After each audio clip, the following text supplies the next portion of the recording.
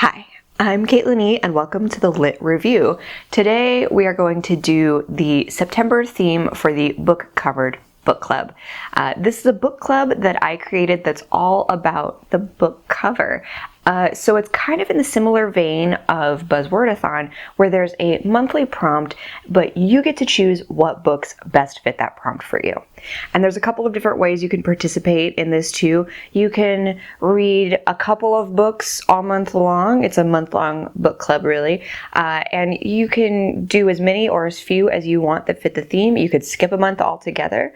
Or if you're one of those people that really loves a challenge, there's also a focus week, and I will have that focus week right here so that you can see when that will be. It's usually the second full week in the month. This month's theme is books with books on the cover. And I'm going to change up how I do these little recommendation videos a little bit for you. Instead of showing you everything in my collection that could potentially fit that item, I'm going to focus on roughly 10 recommendations that I have not read yet, but that are possibilities that I might want to pick up in the month. And I want to tell you a little bit more about the books and just kind of focus in on the 10 things I'm most excited for that have, fit the theme to jumpstart your potential interests. There is no group book for this book club, so it's really about what you want to read. I'll be keeping the focus on design element, but since I'm only doing these 10 books, I would love if you all who are choosing to participate could leave what you think you're going to read this month so that anybody else who's looking for some ideas can find some more books with books on them. There is a Discord for this book club. The link is always in my description box.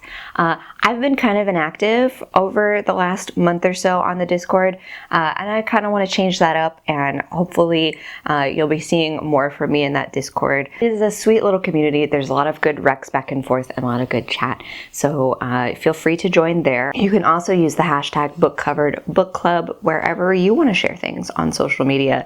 Also linked below is a Google Doc that has all of the information for the focus weeks, as well as all the prompts that we've used so far, and a list of all the prompts that are in this little TBR tin. So at the end of this video, I will be pulling October's prompt with you to see what it is we'll be reading for October. If you would like to suggest something that would go into the TBR tin, you can do so in the comments below.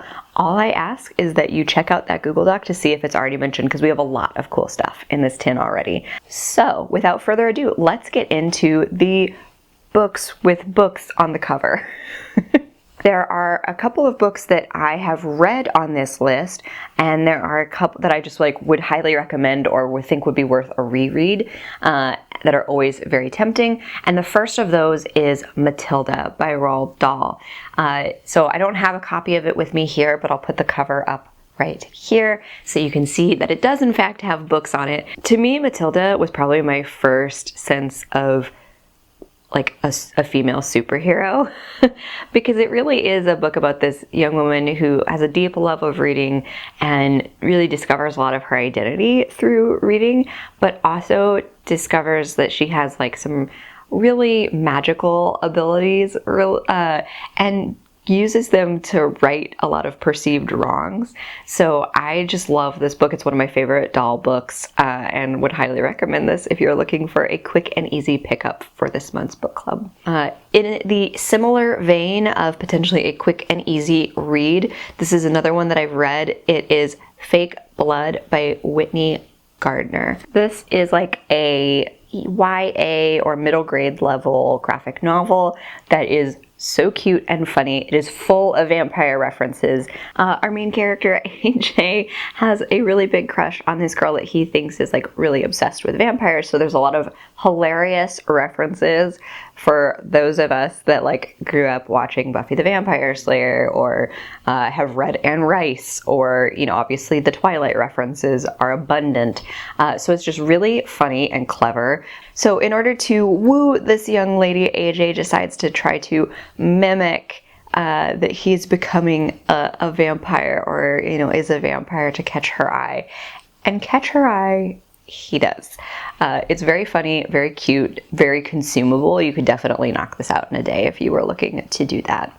Next is a book that I think I'm likely to read for the Book Covered Book Club this month, and that is The Magic Fish by Trung-Lee Nguyen.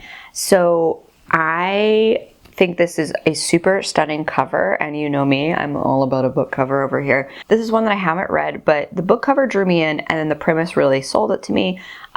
Kaylani has really loved it. My friend Clara from Clara Books It on Instagram has really loved it. It is a YA graphic novel that is a mix of lush cultural heritage and fairy tales. The bond that our main character Tien shares with his family in communicating fairy tales, because he's a first-generation immigrant who his parents don't know a ton of English, and so he's struggling to communicate with them, and he has something he really wants to tell them. He wants to come out to his family, and he's really struggling with how to do that while not losing any of those familial bonds and values that he holds so dear. Sounds like a fantastic story. The art on the front cover is really gorgeous and really vibrant. And of course, there's a book on the cover. So I think this is what I'm going to read, just because I have so much to do for Litland this month that a graphic novel feels like a beautiful addition to that. I say that now, but I don't actually know what I'm going to read this month. I'll figure it out.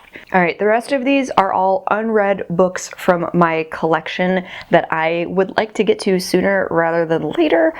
So I'm hoping that if I can finish enough books from my TBR that I can dive into a couple of these, because they look fantastic. The first of those is Naomi Novik's Uprooted.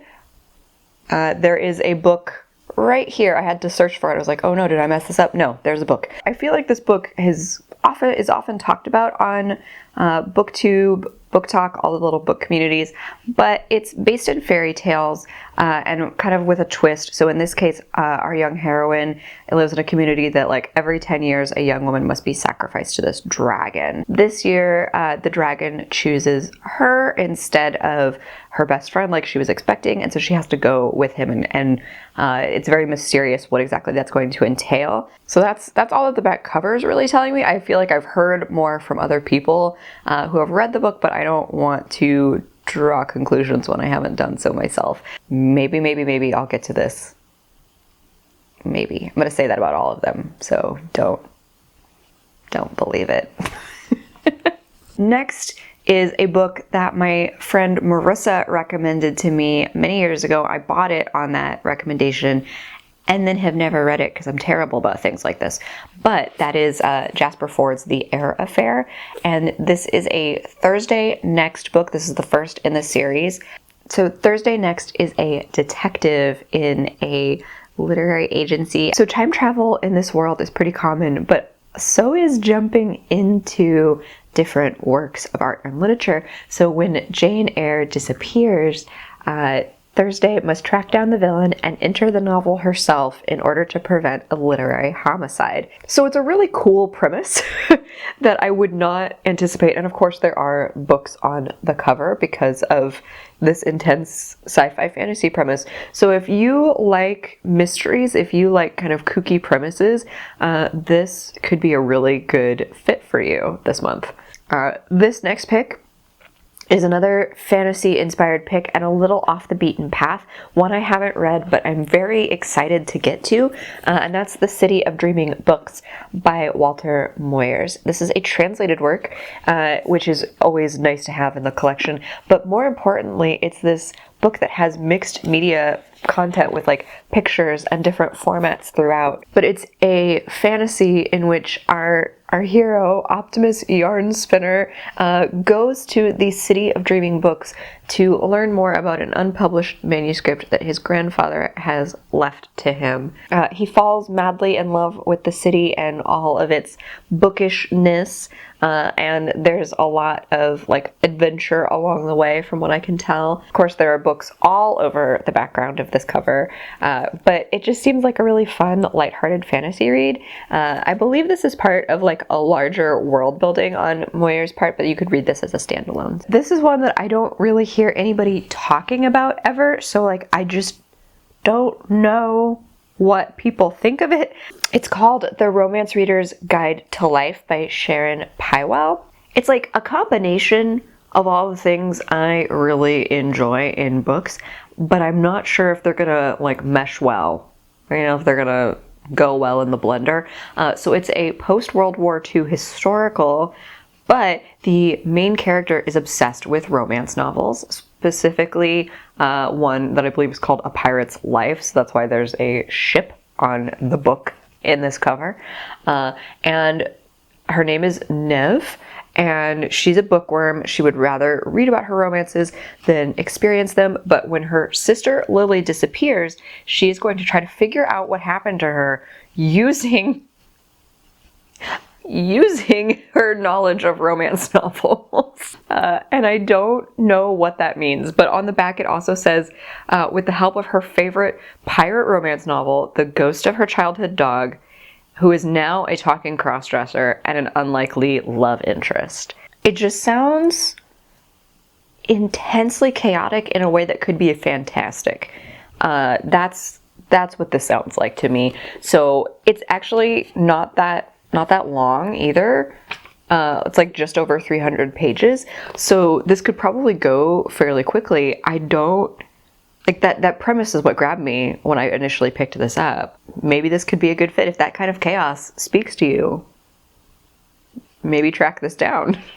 These next 3 recommendations are all going to be romances because I love a good romance, as you all know. The really obvious one, I think, is the Bromance Book Club by Lisa K. Adams. This whole series could work. No matter where you are in your reading of this series, there is always a romance book on the cover. The main character of this is a baseball player called Gavin, whose marriage is on the rocks when his wife discloses that she's never had the big O, and then they've been together for a very long time. And this really shakes him up. He wants to save his marriage and he wants to please his wife. You know, he wants to fix it and make it good. So he falls into, or finds his way into, this book club of high-profile men who are using romance novels to learn about wooing and fixing their relationships or inspiring their relationships. So that premise alone is fascinating to me. I've heard kind of mixed things about the series overall, but I would like to give it a go, especially as somebody that is a longtime romance reader. And of course, you've got the nice book on the cover. I really love the cover design of all of these books in the series, so I think they're a lot of fun. And this could be your chance to pick this up and start this cute, quirky little series. Now, I end up saying this every month, but like, size doesn't matter here. You know, like the smallest of book could count, and this is a great example of what I mean, because one of your options is People We Meet on Vacation by Emily Henry. And yes, that is a very tiny book in his hand. It counts. This book is Emily Henry's latest. You could also use Beach Read by Emily Henry to fulfill this month's prompt if you haven't read that one yet. But this is about Poppy and Alex, 2 best friends who have kind of drifted apart, potentially because of something that happened a few summers ago. And so Poppy is determined for them to take one last vacation in order to try to solve things once and for all and clear the air. Knowing Emily Henry's work, I imagine this has a surprise romance component, or not so surprising. It's not that surprising. Why am I saying that? So check out this one or her first adult novel, Beach Read. And then last but certainly not least on this recommendation trail is one that I have really been wanting to get to but just can't seem to pick it up. And that's The Roommate by Rosie Danan. And our main character here is reading a book on the couch. Clara is our heroine here, and she's part of kind of an upper class family, but she's really together. She's got her life together, except for this really impulsive decision that she made to like follow a crush across the country, and that falls apart really quickly. So she needs somewhere to stay. She ends up with this roommate named Josh, and she doesn't realize this at the time, but comes to learn that Josh makes his living as an adult film star. As she learns about his professional prowess, she's curious and also thinks there might be something in it for both of them. And I mean that like beyond the obvious chemistry connection. So I'm really curious about how this premise unfolds. I also think it's really clever and something I haven't seen before in romance novels. So this has definitely been on my radar for a while, and hopefully sometime soon I can get to it. All right, so those are all of my recommendations for this month in September with books as the theme for the book club. But I also want to do a focus on design moment where I talk to you about the cover designers, the artists, whatever information I can find about a specific book whose cover I really admire. One of my favorite book covers that has a book on it is actually one that I've read, and that is Shadow of the Wind by Carlos Ruiz Zafón. This is a translated work from Spanish, but it's the first in a series of books that all have really gorgeous sepia-toned covers that all have a little something to do with books. I've only read the first in this series. It's a magical realism series set in Spain after a war, and there's a mysterious book that the main character is trying to track down. The cover is really gorgeous and is another one that kind of has books in it, but is so subtle and interesting, and I just find it really dynamic and a great example of this. So I would highly recommend this to you if you've never read this book. But the designer behind this cover is Stephanie Huntwork. What I can find of Stephanie Huntwork's current design work is she is, I think, a senior design editor or senior designer at a imprint called Clarkson Potter. And from what I can tell, Clarkson Potter actually does mostly cookbooks, which I think is super interesting when we think about cover design, but also the relationship that cookbooks have with photos and art, and the layout makes a lot of sense for somebody that's really meticulous and visually oriented, because that's what a cookbook is all about, at least for me. If I'm flipping through a cookbook trying to figure out if I want it, it's like 50% do the recipes look delicious, and also the images and the layout, and is it visually pleasing to me? Do I think I'm going to use it? So I think it's really cool to learn that somebody who created this very interesting cover now does artwork and design for a much more visual medium within books. Chrissy Teigen's new cookbook, All Together, which I love the visual design of this cookbook. I have Chrissy Teigen's other two cookbooks, and I think by far All Together is a more eye-catching, pretty, just grabbing book that looks beautiful as well as makes me want to dive in. Obviously the relationship to food is really important, and I think the All Together looks like a really gorgeous cookbook. So Huntwork has a lot of other titles and cookbooks to her name. I couldn't find a ton about what other work she was doing in more literary fiction, just to kind of give her credit, because I think this is a really interesting career journey that we don't ever really talk about, and I think it's kind of cool to highlight. So would recommend checking out Shadow of the Wind by Carlos Ruiz Zafón so that you can admire both the amazing prose but also Huntwork's design work on the cover. Before I leave you, I do want to pull our theme for October and see what's inside. Remember that you can leave me recommendations in the comments if you have a theme in mind. What usually ends up being in here are things like colors, a specific image. Sometimes we've done themes and illustrated covers, like trends and themes that we see in books. Like the book snake is in here. One of our first ones was illustrated cover. So things like that feel like trends or themes within the book cover world. So they're all on slips of paper here. Oh, nope, you don't get to jump out like that, friend. I'm gonna pick whatever we do in October. This feels a little strange, but October's theme is the color teal. Interesting. Okay. Teal. Well, I look forward to figuring out what we're going to do with that. So this has been my recommendation video for September's Book Covered Book Club, the theme being books on the cover. And here again is the date of the focus week if you would like to participate in that. So let me know down in the comments below what you think you're going to read for this month. In the meantime, thank you for spending time with me. I hope you have a fantastic reading day. Like and subscribe if you'd like to see more from me or this channel, and I'll see you in the next one. Bye!